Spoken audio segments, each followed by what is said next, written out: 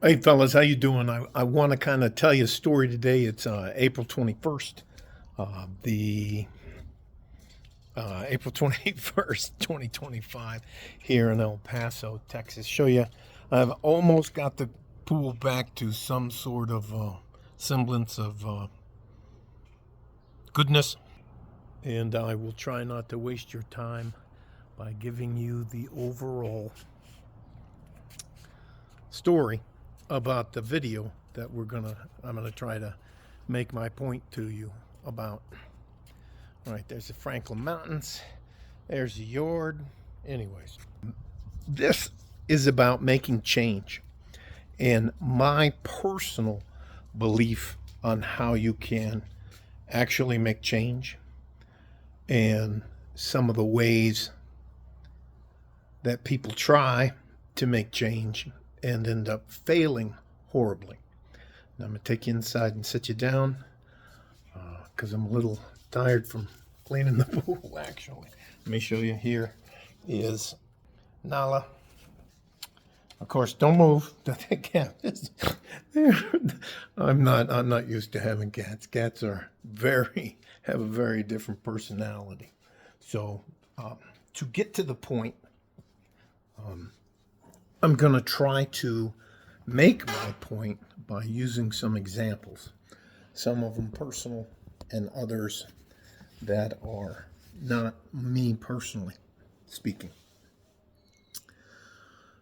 In order to get systems and governments, local, state, federal governments, institutions like the military, institutions like business, corporations, all of the rest of that to change, you have to decide to do that, in my opinion, from the inside out. And if you choose to go outside the system, such as a whistleblower,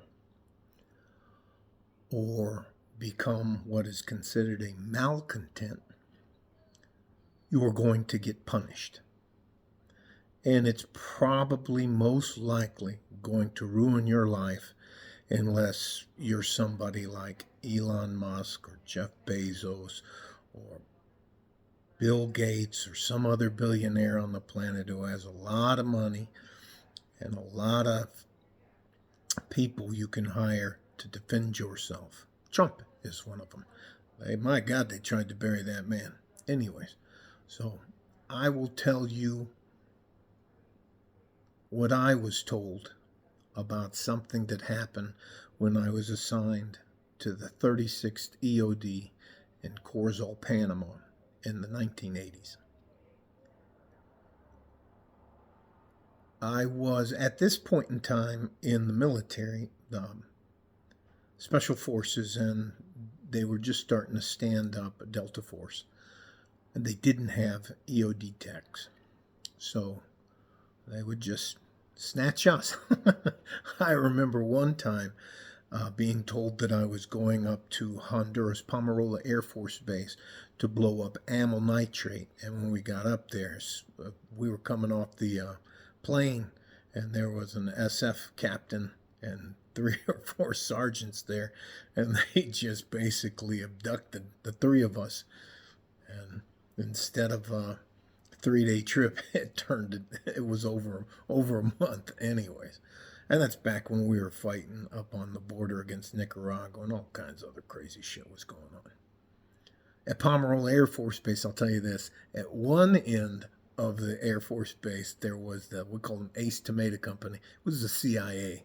And at the other end was, I think it was called Task Force Blackjack. I think that's what it was called, but it's been a very long time since I revisited this story. And again, this story is about why, if you're going to make real change, it has to be from the inside out, meaning that if you're hired to a government, hired to a business, or you start your own business, and I'll also use this, like the UFC, like Dana White, okay? I remember when Dana White was on a I believe it was a podcast with a man named Theo Vaughn. And Theo Vaughn was complaining about one of their sponsors. I believe it was Peloton. And that Peloton, because Theo Vaughn said something they didn't like, which was part of their woke DEI agenda, that they pulled their sponsorship. And during this, when Dana White found out, as the head of this UFC, I think he got on the phone and told his guys to pull all those bikes out of his shop because he didn't want to be associated with people like that. That's how you can make an impact from the inside out. Now, my little story, and it most likely to some of you may make me look like a coward. So, anyways, on one of these missions in Central America, things went very badly, and a lot of civilians got killed. A lot of the people's country we were in, their military got killed and hurt, and some of our guys got killed and hurt. There was, and if you don't know, in the Special Forces back in those days, this is the 1980s, they had warrant officers as part of their intelligence officers. And so I'm at Fort Clayton, not a Corps, so I'm at Fort Clayton working out in the big gym there. And I get approached by a warrant officer and an E7. I was a brand new buck sergeant. So they asked me if I was willing to sign a statement. And this is 3 days after we had come back, and that's probably 10 days after the incident took place.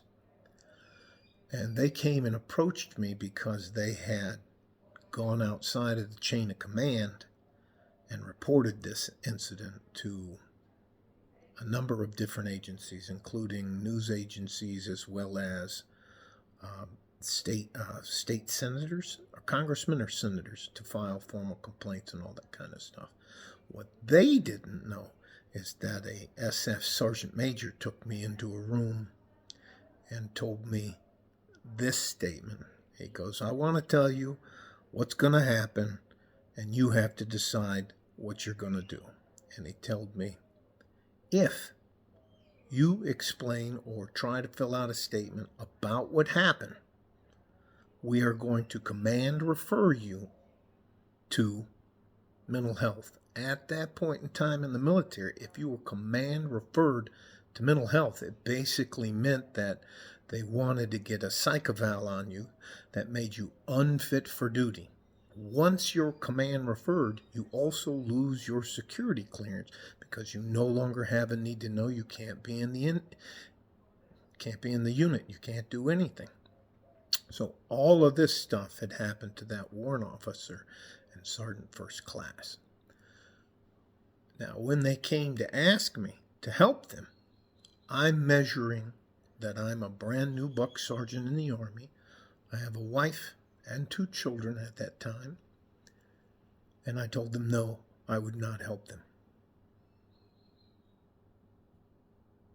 Again, the entire intent of this video is for you to be realistic about what you can change and how you can change it. In all effects, what Eric Snowden did, what really changed?